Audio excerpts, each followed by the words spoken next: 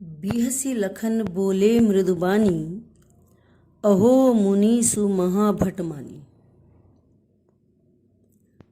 जैसे ही परशुराम जी ने कहा कि मेरा ये फरसा इतना भयंकर है कि गर्भ में पल रहे अजन्मे बच्चे तक को मार सकता है,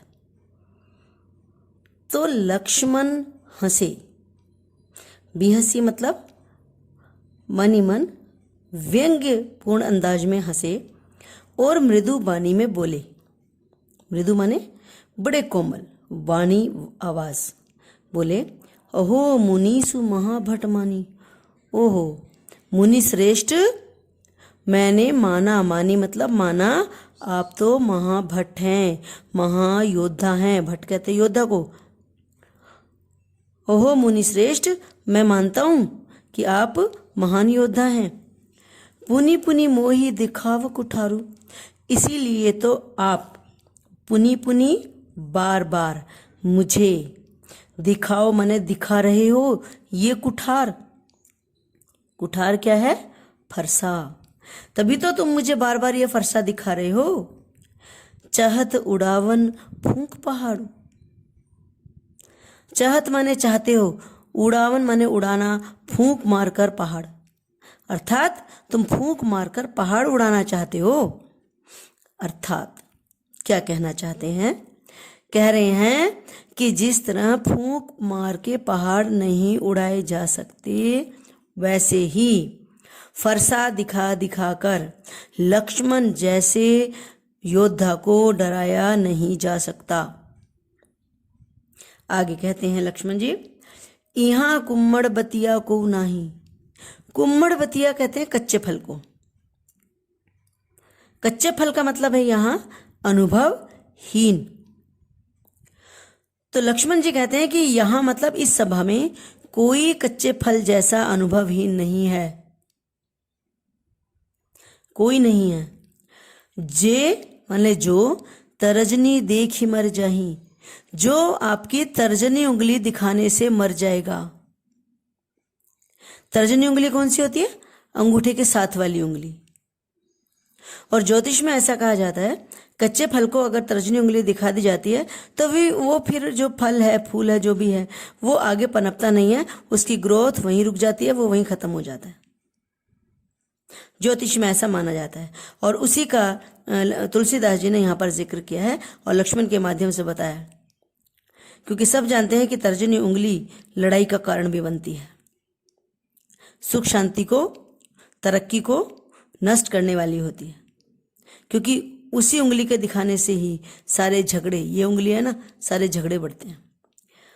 तो लक्ष्मण जी कह रहे हैं कि यहाँ कोई कुम्मड़बतिया नहीं है, कोई अनुभवहीन व्यक्ति नहीं है जो तुम्हारे तर्जनी उंगली दिखाने भर से मर जाएगा, नष्ट हो जाएगा, डर जाएगा। देख ही कुठार सरासन बाना, ये आपका कुठार, फरसा, सरासन धनुष और बाना यानी बाण, तुम्हारा फरसा, धनुष और बाण देख करके मैं कछु कहा, मैंने जो कुछ भी कहा है, सहित अभिमाना, बड़े अभिमान पूर्वक कहा है। यानी तुम्हारे फरसे को, कुठार को, धनुष बाण को अपमान करने के इरादे से नहीं, बल्कि बड़ी अभिमान पूर्वक मैंने ये सब बातें कही हैं। भृगुसुत, हे महर्षि भृगु के पुत्र, समुझी, आपको महर्षि भृगु का पुत्र समझकर, और जनेऊ बिलोकी, बिलोकी माने देखकर, और आपका ये जनेऊ देखकर, जनेऊ देखा ना पंडित लोग डाल के रखते हैं, ठीक है, अपने शरीर पे एक सफेद रंग का जनेऊ डाल के रखते हैं, उसको जनेऊ कहते हैं, ये ब्राह्मणों की पहचान होती है। तो लक्ष्मण जी कह रहे हैं कि एक तो मैं आपको महर्षि भृगु का वंशज समझ रहा हूं, दूसरा आपका ये जनेऊ देख रहा हूं, और ये दोनों बातों का ध्यान करके जो कुछ कहूं, मैंने जो कुछ भी कहा है, सहो रिस रोकी, रिस माने अपने क्रोध को रोक कर कहा है, अपने गुस्से को सहन करके कहा है मैंने जो कुछ कहा है। क्यों गुस्से को सहन किया है? क्योंकि एक तो आप महर्षि भृगु के सुत यानी पुत्र, पौत्र परंपरा में है, और दूसरा आप ब्राह्मण हैं, वरना सुर महिसुर हरिजन अरुगाई। वरना हमरे कुल इन पर न सुराई। हमरे माने हमारे कुल में, कौन सा कुल है लक्ष्मण का? क्षत्रिय कुल। इन पर किन पर? सुर देवता, महिसुर, मही कहते हैं धरती को, महिसुर धरती के देवता यानी ब्राह्मण, तो ये हो गए देवता ब्राह्मण, हरिजन ईश्वर भक्त, अरु माने और, गाय माने गाय। ये चार चीजें हैं।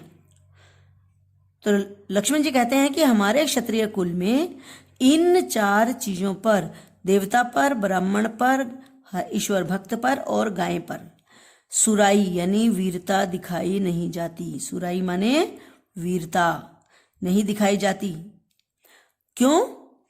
क्योंकि अगर हम इन चारों में से किसी का वध कर देते हैं, वध ही पाप, वध करते हैं तो हमें पाप लगता है। और अगर हम इनसे हार जाते हैं तो अपकीर्ति मिलती है। अपकीर्ति मतलब अपयश, बदनामी होती है हमारी। इसलिए कहते हैं लक्ष्मण जी, हे महामुनि, मारत हूँ पा, मारा तो भी, अगर आप मुझे मारे ना तो भी पा परिये तुम्हारे, मैं तुम्हारे पैर ही पड़ूंगा। पा माने पैर, परिये माने पड़ूंगा, तुम्हारे पैर ही पड़ूंगा, यानी आप पर शस्त्र नहीं उठाऊंगा। कोटि कुलिस सम वचन तुम्हारा, व्यर्थ धरऊ धनु बाण कुठारा। हे महामुनि, आपने तो व्यर्थ में ही, धरऊ माने धारण किया है, धनुष बाण और ये कुठार, आपने तो बेकार में ये फरसा, ये धनुष बाण, ये बेकार में धारण किया हुआ है।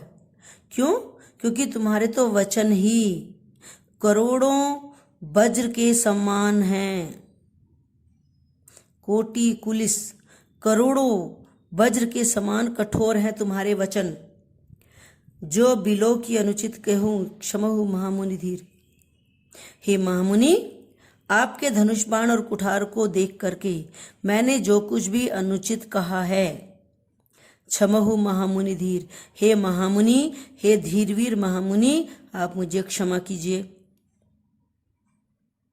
अब लक्ष्मण के क्षमा मांगते ही सुनी सरोष भृगुवंशमणि। भृगुवंशमणि कौन है?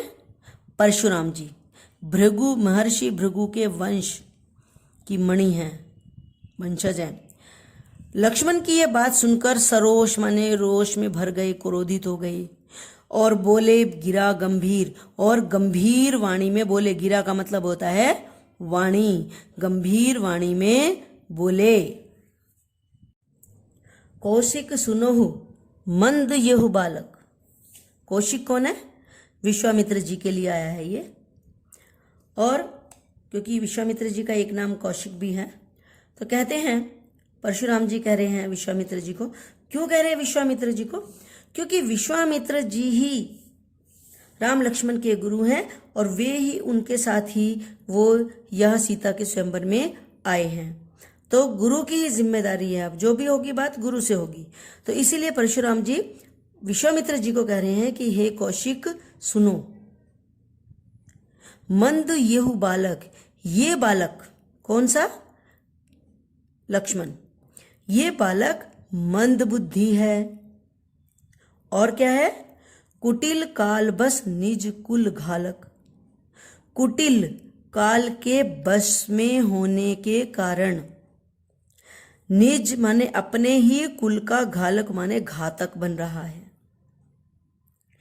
कुटिल काल के वश में है, इसलिए खुद अपने ही कुल का घातक बन रहा है, यानी खुद ही अपने कुल को नष्ट करने पर तुला है। भानुवंश राकेश, भानुवंश राकेश कलंक। भानुवंश किसका है? सूर्यवंश है, क्योंकि राम और लक्ष्मण का जन्म जिस वंश में हुआ है वो सूर्यवंशी है। इसलिए कहा है कि ये सूर्यवंश रूपी चंद्रमा का कलंक है।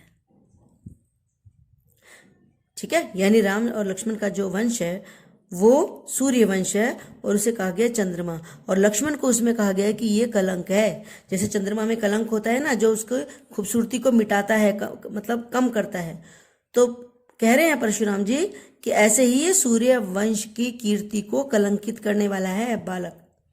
निपट निरंकुश अबुधु असंकु, ये निपट निरंकुश है, मतलब अनियंत्रित है, निरंकुश, इस पर किसी का कोई अंकुश ही नहीं है, कोई नियंत्रण ही नहीं है।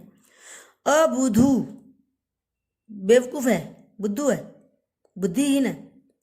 और अशंकु मतलब बेशरम है। ठीक है, अशंकु। काल कवल होई छन माही, छन माही, काल कवल होना मतलब काल कवलित हो जाना, मौत के मुंह में चले जाना, मृत्यु हो जाना। हो ही छन माही, ये एक क्षण में ही काल का ग्रास बन जाएगा। कहो पुकारी खोरी मोही नहीं, सबको पुकार कर कह रहा हूं मैं। खोरी माने दोष, मोही माने मेरा, नहीं माने नहीं होगा। मैं सबको पुकार कर कह देता हूं, क्योंकि सभा में बात कर रहे हैं कि मैं सबको पुकार कर कह रहा हूं कि ये बालक एक क्षण में ही काल का ग्रास बन जाएगा, इसमें मेरा कोई दोष नहीं होगा। तुम हट कहो जो चहु उबारा, तुम कौन? विश्वामित्र जी को कह रहे हैं कि तुम हट कहो मतलब रोक लो, कि तुम रोक लो इसे। जो माने यदि, चहु उबारा, अगर इसे उबारना चाहते हो, अगर इसे बचाना चाहते हो मेरे क्रोध से, मृत्यु के ग्रास से, तो तुम इसे रोक लो। कैसे रोक लो? कही प्रताप बल रोष हमारा, हमारे प्रताप के बारे में। प्रताप क्या होता है कि हम कितने तेज हैं, बलवान हैं, हमारे प्रसिद्धि के बारे में बता करके, हमारे बल के बारे में बता करके, हमारे क्रोध के बारे में, रोष कहते हैं क्रोध को। ठीक है, ये सब इसे बता करके आप इसे इस तरह जो अनर्गल बोल रहा है, अपमान कर रहा है, इसे ये करने से रोक लो। लखन कहु मुनि सुजस तुम्हारा, लक्ष्मण ने कहा हे मुनि, सुजस तुम्हारा, सुयश तुम्हारा, प्रसिद्धि तुम्हारी, तुम ही अच्छत को भरने पारा, तुमसे अच्छा कौन वर्णन कर सकता है। ठीक है, तो लक्ष्मण ने कहा हे महामुनि, तुम्हारे सुयश के बारे में, तुम्हारे प्रसिद्धि के बारे में तुमसे अच्छा भला कौन वर्णन कर सकता है। वर्णय पारा, वर्णन करना। अपने मुंह तुम आपन करनी, अपने मुंह से तुमने अपनी करनी के बारे में, बार अनेक, अनेक बार, भांति बहु बरनी, बहुत प्रकार से, बरनी माने वर्णन कर दी है। अपने मुंह से तुमने अपनी करनी का वर्णन अनेक प्रकार से, अनेक बार स्वयं ही कर दिया है। नहीं संतोष, इतने पर भी अगर आपको संतोष नहीं है, त माने तो, पुनि कछ कहो, फिर कुछ कह दो। जनी रिस रोकी, जनी माने नहीं, मत, रिस माने क्रोध, क्रोध मत रोको, क्रोध रोक करके दुसह्य, दुसह्य होता है जैसे सहना कठिन हो, दुख सहो, ये असहनीय दुख को सहन मत करो। क्रोध रोक कर इस असहनीय दुख को सहन मत करो। वीर व्रती तुम धीर अछोभा, क्या कहते हैं लक्ष्मण जी? हे महामुनि, आप तो वीर व्रती हो, बहुत वीर हो, वीरता का संकल्प लिया है आपने, और बड़े धीर, बड़ी धैर्यवान हो। धीर माने धैर्यवान हो। अक्षोभा का मतलब होता है बड़े शांत हो। क्षोभ का अर्थ होता है क्रोध, अक्षोभा का अर्थ हो गया अक्रोधी स्वभाव के हो, यानी शांत स्वभाव के हो। गारी देत न पावहु शोभा, आपको तो गाली देना शोभा भी नहीं हो पाता। गाली देने का मतलब है इस तरह के अपशब्द कहना आपको शोभा नहीं देता।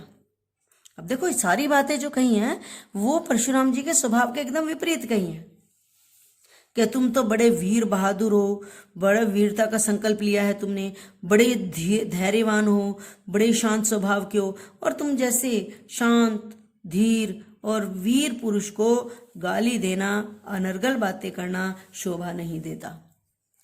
सूर समर करनी करही, कहीं न जना वहीं आप। कहते हैं लक्ष्मण जी कि जो सूर होते हैं, सूर मतलब शूरवीर, समर माने युद्ध, शूरवीर लोग होते हैं वो युद्ध में करनी करते हैं, करनी करही। शूरवीर व्यक्ति युद्ध में करनी करते हैं, अपनी वीरता दिखाते हैं, लड़ते हैं।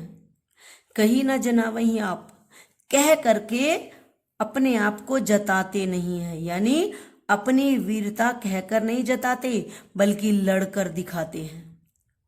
और जो व्यक्ति विद्यमान रण पाई रिपु, और जो व्यक्ति रण क्षेत्र में, युद्ध क्षेत्र में रिपु यानी शत्रु को सामने विद्यमान पाकर भी अपनी वीरता का बखान करते हैं, कायर कथई प्रताप, वो कायर होते हैं।